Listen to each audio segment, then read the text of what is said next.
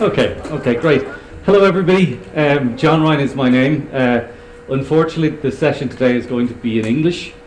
I hope you can all understand that. My Spanish is appalling. So I'm from Ireland. When Irish people get excited, we tend to speak a lot faster. So if I do that during today's session, maybe just let me know and put up your hand and I'll try to slow down, okay? So today's session is about health, and what we know is that health is actually the biggest driver of performance. But all too often organizations don't realize that and they don't think about it and they leave it to chance. So today's session is going to talk about health from the perspective of work, workplace, and particularly from women's perspective. I've got 3 questions at the very start, so I wonder if you could help me with this. Could you all please stand up? And the first question is, how healthy are you right now? So if 10 is over here, right, you don't have to move, but let's say 10 is here where you feel really fantastic, the best you've ever felt, you're absolutely flourishing. And all the way over here on number 1 is where you feel just terrible, okay, really sick and ill. Okay, so if I could ask you to put up your hand, anybody who feels they're a 10, 9, 8, 7, 6, 5, 4, 3, 2, 1. Okay, fantastic. Thank you very much for that. I obviously care passionately about how you are, but what I'm actually really more interested in is the definition that you were using when you answered that question. When you thought about the word health, what were you actually thinking? Because most people use a very narrow definition of what health actually is. And during this session, if you could stay standing actually, because we've got a second question coming, sorry. During this session, I'll try to get you all to have a much broader definition of health, what we call a holistic and a very salutogenic view of what health is. Let's go on to the second question. How healthy are your people? So where you work, your team of people and the like, how healthy are those right now? So the same, 10 to 1. So let's go with 10. 10, any hands? 9, 8, 7, 6, 5, 4, 3, 2, 1. Okay, so you know absolutely everybody you work with and you know exactly how healthy they are. Because in a lot of organizations, people use this thing called STABS. STABS is seems, thinks, assumes, believes, but they don't really know. So most people actually don't know how their people are, and they're kind of guessing. So what we'd say is, it's kind of important that you do know how people are, particularly now more than ever. With remote working, people are disconnected from the organization. It's really important that you get close to those people. Third question, how healthy is your organization? Again, 10 versus 1, okay? So 10, 9, 8, 7, 6, 5, 4, 3, 2, and 1. There's a lot of 8s in the room for absolutely everything, which is interesting. So it'll be interesting to see when I show an actual level for organizations, whether at the end of this presentation you still believe you're an 8 or a 7 or the like. So thank you very much for that, if you'd like to sit down. So in terms of work and workplace, oftentimes people are very critical of work and they think it's really bad for us. But actually, it can be the best part of your life, but it can also be the worst part of your life. Because when it goes wrong, and particularly when it's the wrong kind of work that you're doing, it can make you truly miserable. But worse, it can actually make you sick. But it can actually, on the other side, be something that makes you absolutely flourish. And that's the piece that's missing for an awful lot of people. Right now, work isn't working. Work isn't working for the employers, and it's not working for the employees. So something needs to change. And this is where we know there's this symbiotic relationship between the individual and the workplace. So your health as an individual has a huge impact on the performance of the organization. But the health of the organization also has a huge impact on you as an individual. And organizations and people need to understand that relationship so that they can manage it effectively. So, in terms of this, let's go for a couple of definitions, right? So, a healthy individual, what is a healthy individual? Well, it's a person with the vitality to flourish at work and beyond. So it's that sense of energy. And this is really important because, what they say is that energy cannot be created or destroyed. It can only be transformed. And the two forms energy is in is potential and kinetic, which is energy in motion. So as leaders of organizations, what we need to do is move it from potential and move it to kinetic and make sure we get that energy focus in the right place. I know too many organizations and the energy is so low and the performance follows. The second piece is a healthy organization. How do we define that? Well, it's an organization that enables its people to sustainably deliver on its objectives. And it's that word sustainability that I'd really like you to focus on, because that's what this is about. What you're trying to make sure is that you get the performance that the organization deserves, but you don't do it by destroying people and throwing them out and replacing them with new people. That doesn't work. There is a model that acts as a way to sustainably deliver, and that's what we're about today. So the philosophy of Healthy Place to Work is that you can't actually be a healthy organization if you're full of unhealthy people. And equally, you can't be a healthy individual if you work in an unhealthy organization. It kind of makes sense. So what is it that you're trying to aim at? You're trying to aim to achieve a healthy organization full of healthy people. And what does that do? Well, that's the absolute sweet spot for performance, resilience, and sustainability. So that's what we want to achieve. So how do we go about achieving it? And one of the things, looking at organizations right now, they're dealing with a lot of issues. They're trying to recover from COVID, and that's a job in itself. They're trying to work out remote working, hybrid working, new models of work. How are we going to do this?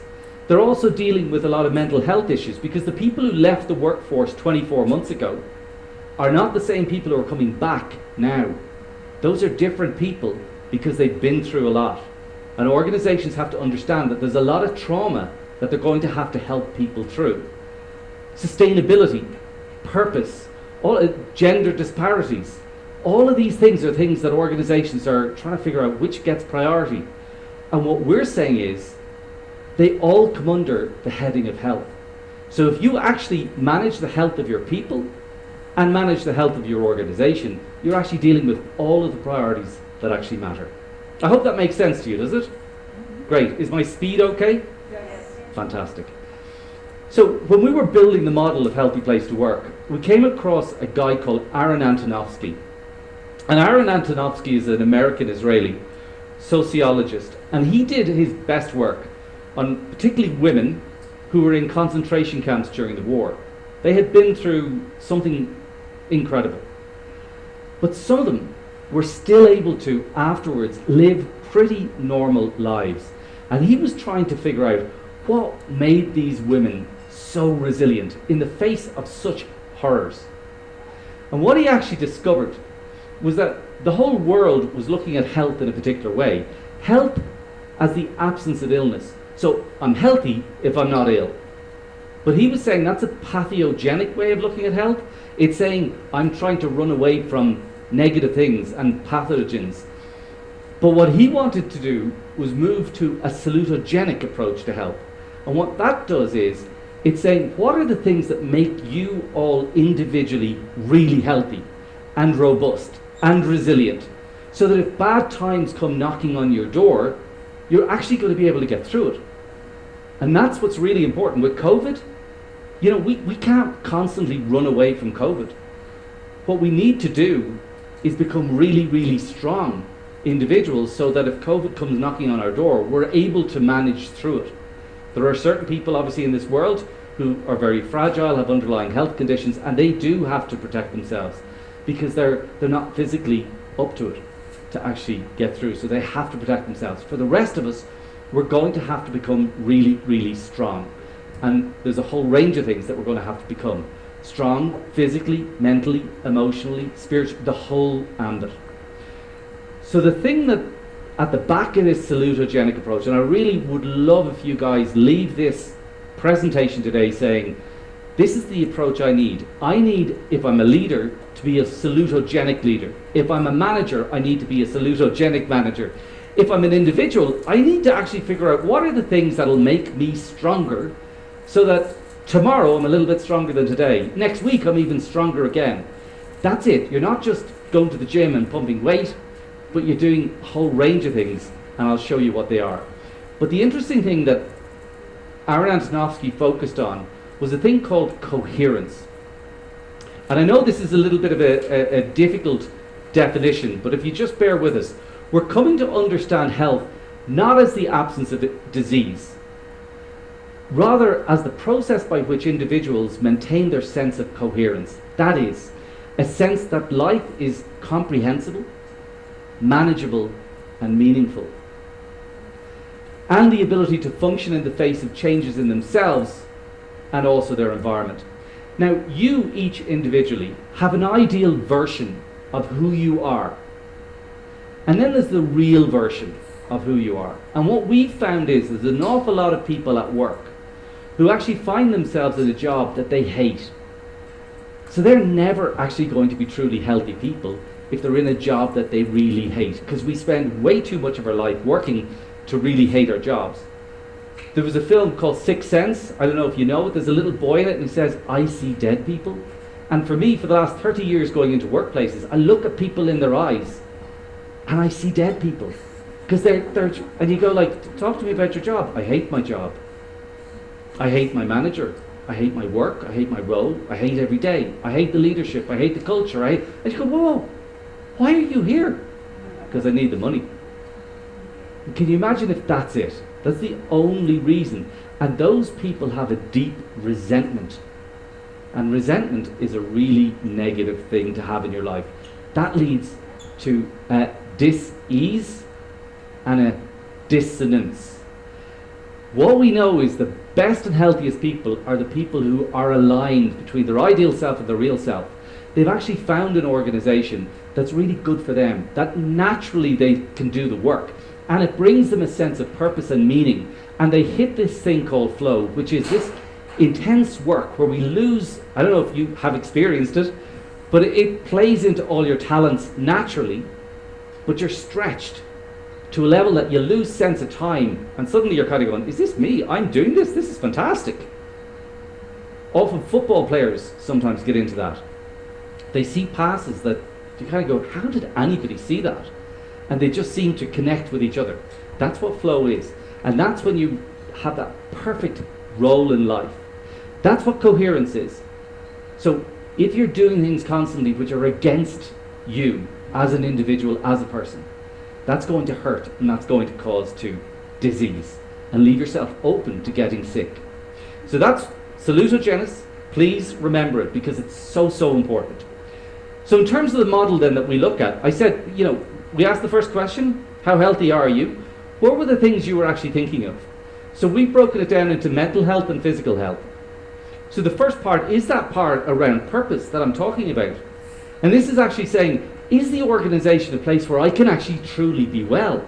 So rather than it being negatively affecting me, is it actually positively affecting me? And what we know is two questions are really important here. Do I believe that the leaders in my organization actually care about my health and well-being? If that question is low, everything's low. If that question's high, you're in a really good place. But oftentimes leaders just don't understand the impact that they have, and they're too busy doing other things. This is the most important thing that they could possibly do. The other question relates to whether or not people believe their leaders are role models for healthy behaviors. Because oftentimes, the leaders of the organization can be some of the sickest people in the organization. And this kind of idea, well, I'm paid the big bucks, so I have to kind of sacrifice myself. Well, you know something, you don't. But it's bad enough sacrificing yourself. But if you're in an organization, leading an organization where you're sacrificing other people, that's a big problem. And the worst thing is, you don't actually have to do this. So what we're looking at also is whether or not the organizational values are lived. In many, they're not. Whether or not there's a congruence between your skills, your talents, what you're doing, that alignment again, and whether or not you hit this flow and have a sense of gratitude, which is really important to health outcomes, that you actually are really thankful for what you've got. The second piece has been hugely affected by remote working, and this is connection, because it's really important. The first one there is relationships. If your relationships are broken, so are you. It doesn't matter if you can run a marathon. That's not being healthy. Healthy relationships are at the basis. When your relationships go wrong, everything goes wrong in your life. And it hurts. It really hurts. And by the way, because we're now, which is fantastic, having more diverse workplaces, well, we're not surrounded by people who always see the world the same way we do. So potentially there's a bit of conflict there. And that can lead to problems. So people have to be skilled up, and they have to understand how to manage rich relationships. And that's really important. Other things here around belonging, manager support, peer support, social well-being, where it's outside of just the organization. What other things does the organization do to support the community? It is diversity and inclusion, and emotional well-being. So can you authentically be who you are in your workplace? Because lots of people can't. Lots of people are hiding every single day. They're making up the weekend, they're making up the night, because they're not feeling comfortable with the people who are around them. They don't feel psychologically safe enough to say, actually, I'm gay, or whatever. That's a really horrible place to be. And you can't be creative. You can't be truly collaborative if you're hiding. It's so tiring. The third piece is mental resilience. And this is where we find that most organizations are getting it wrong. The COVID time we've been through, those 24 months, the work demands that have been placed on people have been enormous. But this is where you have to get the balance right as an organization. You have people coming to work, resourced up, hopefully, ready to go. The organization gives them some resources and then matches that with demands. The idea is to get that demand just a little bit ahead of what the person can do, just a little bit of stretch. That's where you'll do your best work. But lots of organizations have overwhelmed people, and people are working ridiculous hours. And that doesn't lead to high performance. It leads to the exact opposite. And in some others, and unfortunately I don't know if there's anybody here in the public sector, what we found is some people in the public sector have too little demand, and they're absolutely bored. And that's even probably worse. So that sense of work demands is really important. Work control is the other piece. This is autonomy. If you're a person who needs to be self-directed and somebody micromanages you, you'll hate that. And that plays into your health. What we're seeing nowadays is job crafting, where somebody will sit down with their manager, their leader, and they'll negotiate. Job crafting means I'll choose what I do, when I do it, where I do it, how I do it, who I work with. I'm creating my own role. Now this is done in consultation with the organization. It has to work for both sides. But that's what the world of today is about. Making sure that you make work for people, because then people work really well. We've got financial well-being there, and a learning mindset. There's so much change going through organizations that if you don't have a learning mindset, you're going to be fearful and you're going to fight change, and that leads to conflict in organizations. And self-efficacy, you might see there, I don't know if that's a term you know, but it's Albert Bandura's work. All of this, by the way, you can download on our website, The Science of Wellbeing. It's all there at healthyplacetowork.com. But self-efficacy is really important. If you've low levels of self-efficacy, you actually believe that life is just happening to you and you don't have too much say in it. Whereas if you have high levels of self-efficacy, you believe you have agency. You believe that your decisions really matter, particularly around job, career, and health. And that's truly important. The final area is physical health. So the usual suspects are here, but along with the fitness and the diet is energy and recovery. And that recovery piece is really important. You know, the best athletes do not just perform. They stop, they rest, they recuperate, they replenish, and they go again. That's where high performance is. And the work environment and safety comes in there too. That's the model. Now the question is, are you healthy under all of those things? Because that's a very salutogenic and holistic way of looking at health. But when you look at it, is it a case of a salutogenic workplace or a pathogenic workplace? And what I'd say, no, it's not. It's not one or the other. Both of those things are actually operating in the workplace at the same time. So really what you have to look for is, what are the pathogenic factors that are at play in the workplace? And then what are the balancing salutogenic factors? They absorb some of the stress. So let's say if you have fantastic relationships with your work colleagues, that really helps you get through the tough times. So it's trying to figure out where are both of these things. And what you're trying to do is reduce the pathogenic pieces and increase the salutogenic pieces. That's what leads to people being really healthy and performing well. Second question I asked you then, how healthy are your people? Well, this is where you find out, because on this you'll see there's the individual health and all those things that I mentioned there on the left hand side, but then there's the organizational health and all of those factors that are the responsibility of the organization. And what you're trying to do here is figure out, where are we as a people in our organization? Where are these dots for us? Because, oops, sorry, I'll go back there. Because what we're actually trying to get to is the center. Because the center here on both sides is where sustainability, resilience and high performance lives. And if you find that you're really far away from that center, you know you've got a problem as an organization and you're not going to be performing well. This is interesting because some of these individual health factors, an organization might turn around and say, that's not our responsibility. That's like, how they sleep at night. That's theirs. You're absolutely right. It's not your responsibility as an organization, but it should be your concern. And if you can support people in that journey to actually sleep better, be financially better, those things really matter to the person who turns up for work. Because in a lot of cases, the organization has already lost the battle. When people actually come into work, they're not ready to go. It doesn't matter what the organization does. So what we've seen, when people self-report that they're feeling sick and ill, they then negatively report on the organization and the leadership. Whereas when people self-report that they're feeling healthy, they positively report on the organization and the leadership. Like that might seem sensible and face validity there for you, but when you think of the implications of that, they're huge.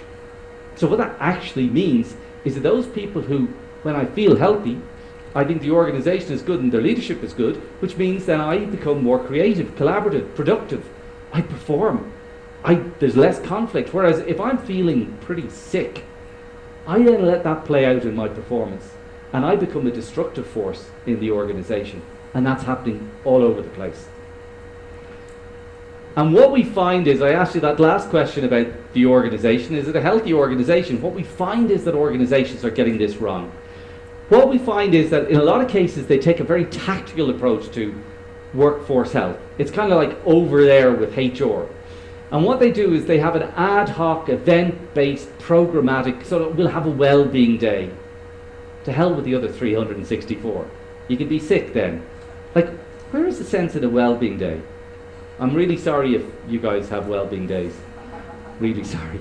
But honestly, it's like organizations now who are closing down for a week to let their people recover. Like, that's really wrong.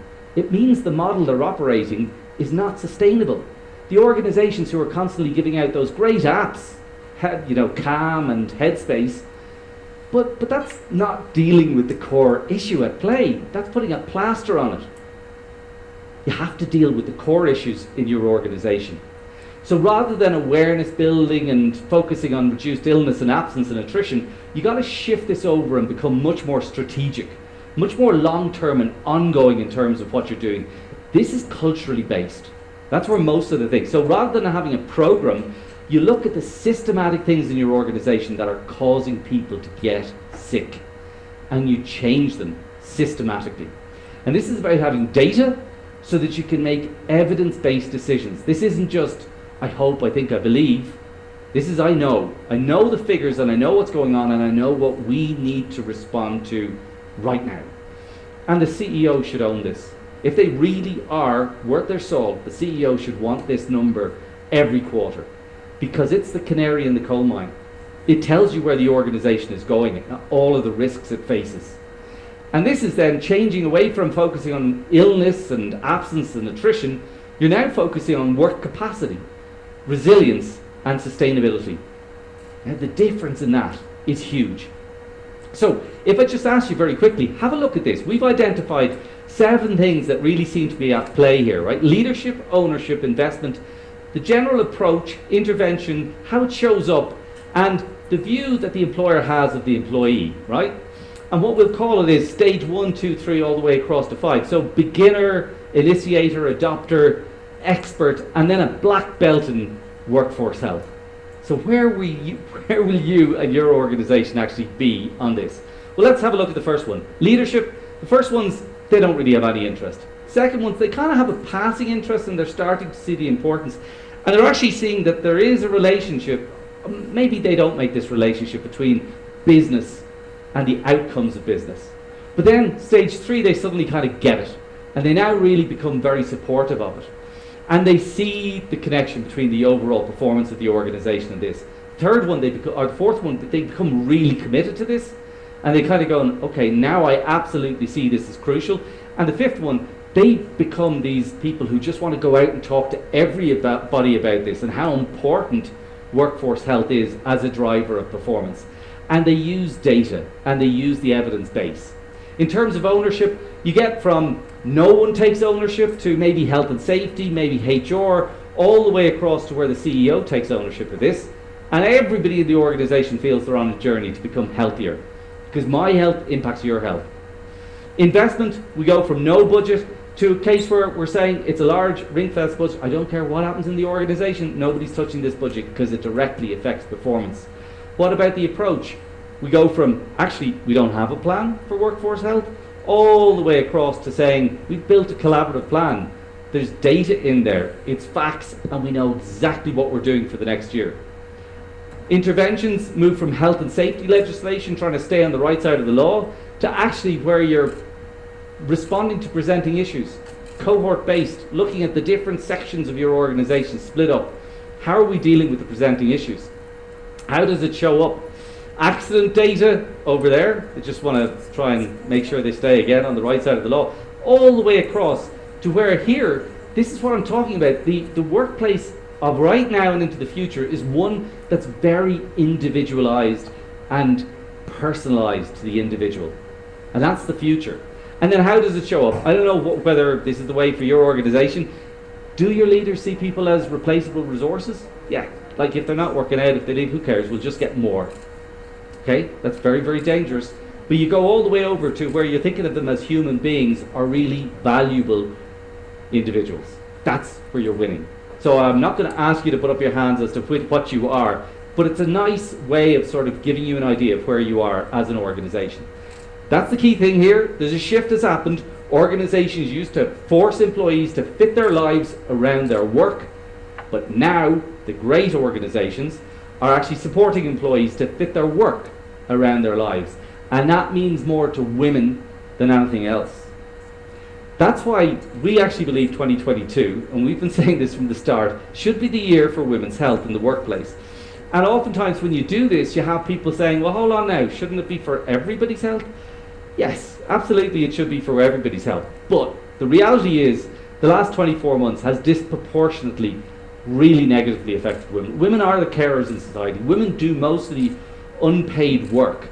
And they're the ones who have really struggled. And I've talked to these people who have actually left the workforce because they didn't think they were doing any part of their life right. They couldn't homeschool while also trying to, do their day job, where other people were able to do that. And it wasn't really fair. And they were hurting. They're the people workplaces need back. So we need the great return rather than the great resignation. But to get that great return, we have to provide a different workplace, which is actually one that works for women. And the things that matter here are senior leadership's commitment, culture and behaviours, practices that are women aligned, because what they need is different ways of working. Yes, more flexibility, support networks, and you need to believe that the organisation is actually, fighting for you in society, and they can be. So this is around senior leadership, clear commitment from the CEO. It should be there that you want to make this a really healthy place for women to exist. Written plans with targets, all the numbers there, data, and some organizations are doing this brilliantly. They have the dashboard, they know how many women they're losing, when they're losing them, why they're losing them, and they're changing so that they're trying to make sure that they stop that and they find out the things that are problematic for women in the workplace. Role models, you need to have them. Career paths, and an employer brand that actually speaks to women and says, actually you can come here and be healthy and we'll give you the flexibility you need to actually be healthy at work. In terms of the correct culture, the macho culture has to go. This has to be an inclusive and diverse culture. Lived values, and discrimination identified and removed. A full set and a full suite, and some organisations are doing fantastic things around miscarriage policies, menopause, perimenopause and the like, but a full range of practices around women's health. Ways of working, you know these, but we need more and more ways of being creative in terms of how we present work to women so that we can make this fit in with their lives. Training and support programs, they're all there for you to see. And finally, campaigning. We're seeing organisations going out. If you have people who are working in your organisation, transport is really important to them, safe transport. So going out and actually, putting pressure on governments and local government to provide that transport services. Education, support, childcare and the like, really important things. Guys, this is, finally what I'll say is, at the start, work isn't working for the employers or the employees. We need a sea change. We need work to work, and we need work to be healthy, and we need work to be healthy for women. This is the final slide, my inspiration. I love Maya Angelou. People will forget what you said, you probably will. People will forget what you did, but people will never forget the way you made them feel. I love that quote. Thank you very much for making me feel very welcome. Thank you.